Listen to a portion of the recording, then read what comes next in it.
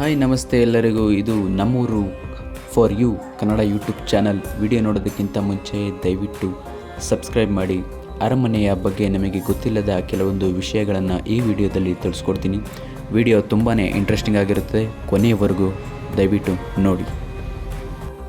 ಮೊದಲು ಅರಮನೆ ಒಳಗಡೆ ಹೋಗಬೇಕು ಅಂತಂದರೆ ಇಲ್ಲಿ ಕೌಂಟ್ರಲ್ಲಿ ಟಿಕೆಟ್ ತೊಗೋಬೇಕು. ಟಿಕೆಟ್ ತೆಗೆದ ನಂತರ ಅರಮನೆ ಒಳಗೆ ಹೋಗಬೇಕು. ಭವ್ಯವಾದ ಅರಮನೆ. ಒಬ್ಬರಿಗೆ 100 ರೂಪಾಯಿ ಚಾರ್ಜ್ ಮಾಡ್ತಾರೆ. ಅದನ್ನು ತಗೊಂಡು ಚಪ್ಪಲಿನ ಅಲ್ಲೇ ಬಿಟ್ಟು ಬರಿಗಾಲಲ್ಲಿ ನಡ್ಕೊಂಡು ಹೋಗಬೇಕು ಮೊದಲನೇದಾಗಿ.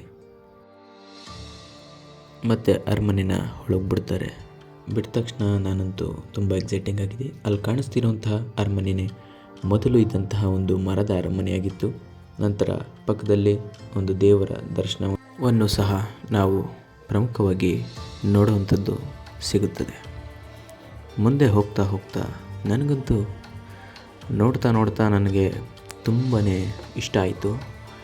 ನಂತರ ಇಲ್ಲಿ ಕಾಣಿಸುವಂತಹ ಈ ಒಂದು ಗೊಂಬೆಗಳೇ ಮುಂದೆ ಅವರು ಬಳಸ್ತಾ ಇದ್ದಂತಹ ಎಲ್ಲ ಪೂಜಾ ಸಾಮಗ್ರಿಗಳು, ರಥಗಳು, ಹೀಗೆ ಅನೇಕ ರೀತಿಯಾಗಿ ಇಲ್ಲಿ ನಿಮಗೆ ಕಾಣಸಿಗುತ್ತೆ.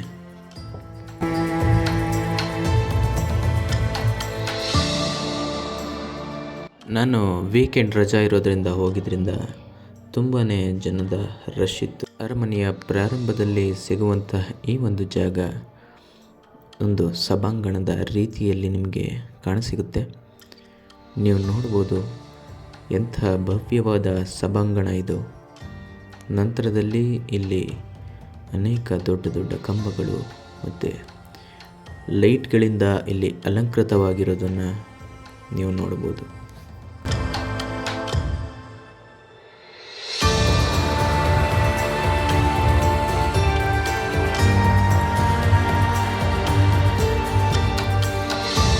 ಅರಮನೆಯಲ್ಲಿ ನಡೆಯುತ್ತಿದ್ದಂತಹ ದಸರಾ ವೈಭವದ ಈ ಒಂದು ದೃಶ್ಯಾವಳಿಗಳನ್ನು ಅಲ್ಲಲ್ಲೇ ಗೋಡೆಯ ಮೇಲೆ ಚಿತ್ರದ ರೀತಿಯಲ್ಲಿ ಒಂದೊಂದು ಹಾಕಿರುವಂಥದ್ದನ್ನು ನಾವು ಪ್ರಮುಖವಾಗಿ ಎಲ್ಲ ಗೋಡೆಗಳಲ್ಲಿಯೂ ಈ ಒಂದು ನೋಡಬಹುದು.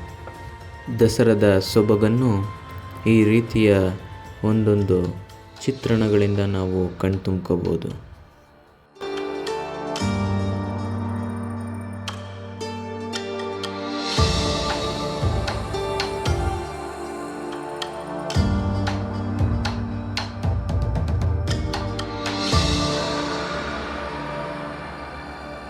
ಹೀಗೆ ಮುಂದೆ ಹೋಗ್ತಾ ಇನ್ನೊಂದು ರೀತಿಯಾಗಿ ನಾವು ನೋಡೋವಂಥ ಸಿಗುತ್ತದೆ.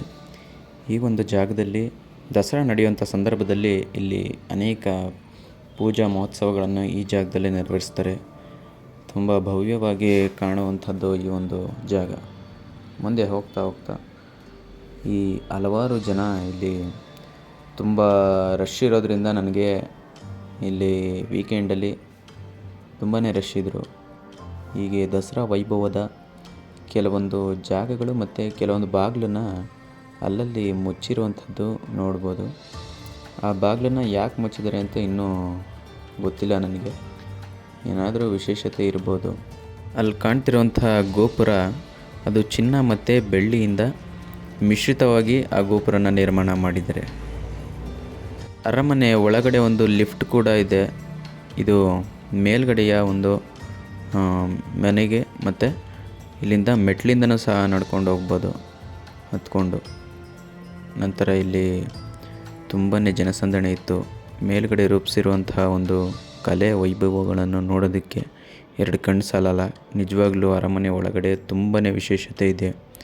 ನಂತರ ಈ ಒಂದು ರೂಮ್ ಬಂದು ಇಲ್ಲಿ ಅನೇಕ ಒಂದು ಕುರ್ಚಿಗಳನ್ನು ಮತ್ತು ಆನೆಯ ದಂತಗಳನ್ನು ಈ ಒಂದು ರೂಮಿನಲ್ಲಿ ಇಟ್ಟಿರೋದನ್ನು ನಾವು ನೋಡ್ತಾ ಇದ್ದೀವಿ. ಅದು ಬೆಳ್ಳಿಯ ಒಂದು ಕುರ್ಚಿ ಮತ್ತು ಅಲ್ಲಿ ಮಧ್ಯೆ ಕಾಣಿಸ್ತಿರುವಂಥದ್ದು ಒಂದು ಆನೆಯ ಒಂದು ದಂತನ ತೆಗೆದು ಅಲ್ಲಿ ಇಟ್ಟಿರುವಂಥದ್ದು ನೀವು ನೋಡ್ತಾ ಇದ್ದೀರಾ.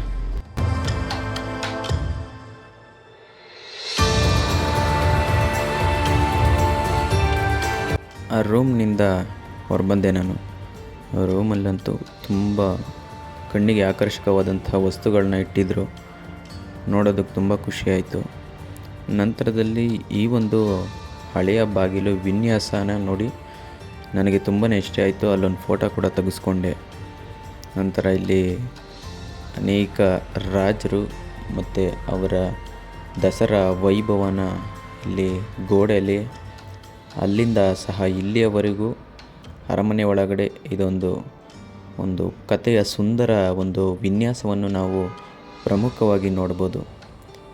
ಇಲ್ಲಿ ಕಾಣ್ತಿರುವಂಥದ್ದು ಪೂಜಾ ಸಾಮಗ್ರಿಗಳು ಮತ್ತು ದಸರಾಗೆ ಬೇಕಾದಂಥ ಕೆಲವೊಂದು ರಥಗಳು ಮತ್ತು ವಿಗ್ರಹಗಳನ್ನ ಈ ಒಂದು ಜಾಗದಲ್ಲಿ ಇಟ್ಟಿದ್ದಾರೆ. ಮತ್ತು ಕಂಚಿನಿಂದ ಬೆಳ್ಳಿ, ಚಿನ್ನ ಹೀಗೆ ಹಲವಾರು ರೀತಿಯಾಗಿ ಇಲ್ಲಿ ನಾವು ನೋಡುವಂಥ ಸಿಗ್ಬೋದು. ಈಗ ಬರ್ತಾ ಇದೆ ಒಂದು ಮುಖ್ಯವಾದಂಥ ಒಂದು ಪಾತ್ರ, ದಸರಾ ಅಂಬಾರಿ, ಕರ್ನಾಟಕದ ಕಿರೀಟ. ಇಲ್ಲಿ ನೀವು 85 kg ಚಿನ್ನನ ಬಳಸಿ ಮಾಡಿರುವಂಥ ಒಂದು ಅಂಬಾರಿನ ನಾವಿಲ್ಲಿ ಸುಂದರ ವಿನ್ಯಾಸದಲ್ಲಿ ಕಣ್ತುಂಬ್ಕೊಬೋದು.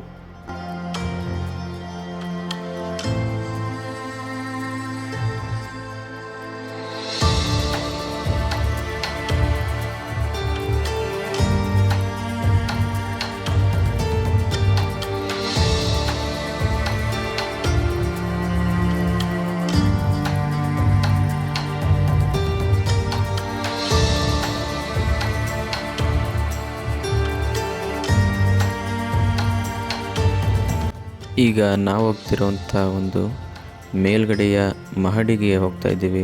ತುಂಬಾ ಜನ ಇದ್ದರು. ಈ ಮಹಡಿಲಿ ನಿಧಾನವಾಗಿ ಹತ್ಕೊಂಡು ಮೇಲ್ಗಡೆ ಹೋಗ್ತಾ ಇದ್ದೀನಿ. ಇಲ್ಲಿ ನೋಡ್ಬೋದು ತುಂಬಾ ಜನ ಇದ್ದಾರೆ. ವೀಕೆಂಡಲ್ಲಂತೂ ಹೋಗ್ಬಿಟ್ರು. ಇಲ್ಲಿ ಕಾಲಿಡೋಕ್ಕೂ ಆಗಲ್ಲ, ಅಷ್ಟೊಂದು ಜನ ಇರ್ತಾರೆ. ನಂತರದಲ್ಲಿ ನಮ್ಮ ನಾಲ್ವಡಿ ಕೃಷ್ಣರಾಜ ಒಡೆಯರವರು ಒಂದು ಗೊಂಬೆಯ ರೀತಿ ಪ್ರತಿಮೆ ಮಾಡಿ ಅಲ್ಲಿ ಕೂಣಿಸಿರುವಂಥದ್ದು ನಾವು ನೋಡ್ಬೋದು.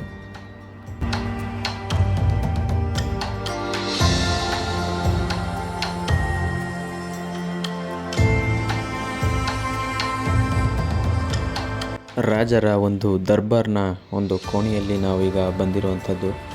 ಈ ಒಂದು ಕಂಬಗಳ ವಿನ್ಯಾಸನ ನೋಡಿ ತುಂಬಾ ಮೈ ರೋಮಾಂಚನ ಆಯಿತು. ಈ ಒಂದು ಸಭಾಂಗಣ ಅರಮನೆಯ ಮುಂಭಾಗದಲ್ಲಿ ನಡೆಯುವಂಥ ದಸರಾದ ಸಂದರ್ಭದಲ್ಲಿ ಈ ಒಂದು ಸಭಾಂಗಣದಲ್ಲೇ ಇಲ್ಲಿ ಹಲವಾರು VIP ಗಳು ಮತ್ತು ರಾಜಕಾರಣಿಗಳು ತುಂಬ ಜನ ಇಲ್ಲಿ ಕೂತು ದಸರಾನ ವೀಕ್ಷಣೆ ಮಾಡುವಂಥದ್ದು ಈ ಒಂದು ಜಾಗದಲ್ಲೇ ನಡೆಯೋದು ನೀವು ನೋಡ್ತಿರ್ಬೋದು. ಇಲ್ಲಿ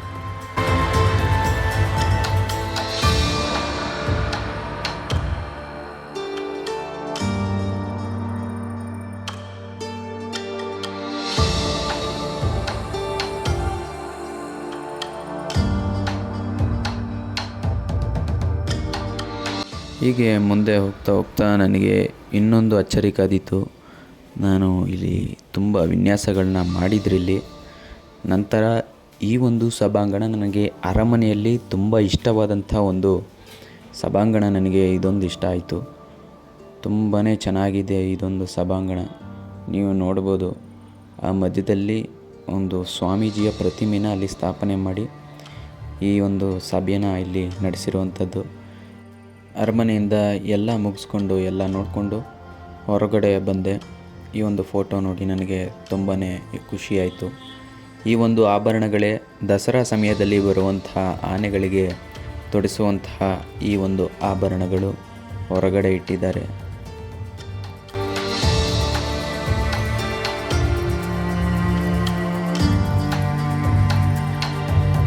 ಅರಮನೆಯ ಈ ಒಂದು ಆವರಣದಲ್ಲಿ ಶ್ರೀ ವರಹಸ್ವಾಮಿ ದೇವಾಲಯವಿದೆ. ಇದು ಮುಮ್ಮಡಿ ಕೃಷ್ಣರಾಜ ಒಡೆಯರ್ ಅವರ ಕಾಲದಲ್ಲಿ ನಿರ್ಮಾಣವಾಗಿರುವಂಥದ್ದು. ನಂತರ ಅರಮನೆಯ ಮುಂಭಾಗಕ್ಕೆ ನಾವು ಈಗ ಹೋಗ್ತಾ ಇದ್ದೀವಿ. ಇದು ಐತಿಹಾಸಿಕವಾಗಿ, ಧಾರ್ಮಿಕವಾಗಿ, ಪಾರಂಪರಿಕವಾಗಿ ಇರುವಂತಹ ಒಂದು ಅರಮನೆ ಅಂದರೆ ಇಡೀ ಭಾರತದಲ್ಲೇ ನಮ್ಮ ಒಂದು ಅರಮನೆ ಅದೇ ಮೈಸೂರು ಅರಮನೆ. ಇವತ್ತು ನಾವಿದ್ದೀವಿ ಮೈಸೂರು ಅರಮನೆಯಲ್ಲಿ. ನೋಡ್ತಾ ಇದ್ದೀರಲ್ಲ, ಇದು ಪೂರ್ತಿ ಅರಮನೆಯ ಮುಂಭಾಗ. ಇದು ಪ್ರಾರಂಭದಲ್ಲಿ ಒಂದು ಮರದಿಂದ ನಿರ್ಮಾಣ ಆಗುತ್ತೆ.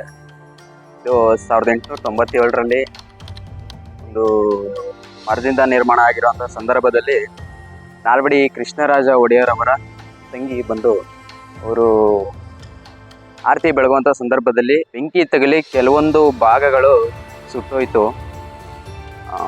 ಮತ್ತೆ ಪುನರ್ನಿರ್ಮಾಣ ಮಾಡಿ 1912ರಲ್ಲಿ ಈ ಒಂದು ಅರಮನೆನ ಸ್ಥಾಪನೆ ಮಾಡ್ತಾರೆ. ಇದರ ಪ್ರಧಾನ ಶಿಲ್ಪಿ ವಿ ಹೆನ್ರಿ ಅವರು ಒಬ್ಬ ಬ್ರಿಟಿಷ್ ಅವರಾಗಿರ್ತಾರೆ. ಮತ್ತು ನಂತರದಲ್ಲಿ ಭಾರತದ ಒಬ್ಬ ರಾಘವಲ್ ನಾಯ್ಡು ಅಂತ. ಇದಕ್ಕೆ ತಗುಲಿದಂತಹ ಅವಾಗಿನ ಒಂದು ದುಡ್ಡು ಬಂದು ವೆಚ್ಚ 41,47,913 ರೂಪಾಯಿಗಳು ಮಾತ್ರ. ಆ ಒಂದು ಟೈಮ್ನಲ್ಲಿ ತಗುಲಿದಂತಹ ಒಂದು ವೆಚ್ಚ. ನಂತರ ಈ ಒಂದು ಅರಮನೆಗೆ 4 ಮುಖ್ಯ ದ್ವಾರಗಳಿವೆ. ಅರಮನೆಯ ಹಿಂಬದಿ ಒಂದು ಮತ್ತು ಅದರ ಬಲಭಾಗದಲ್ಲಿ ಸರ್ಕಲ್ ಇರುವಂಥದ್ದು ಆ ಕಡೆ ಒಂದು ಕಾಣಸಿಗುತ್ತೆ. ಮತ್ತು ಮುಂಭಾಗದಲ್ಲಿ, ನಂತರದಲ್ಲಿ ಅದರ ಎಡಭಾಗದಲ್ಲಿ ಸಹ ಕಾಣಸಿಗುತ್ತೆ.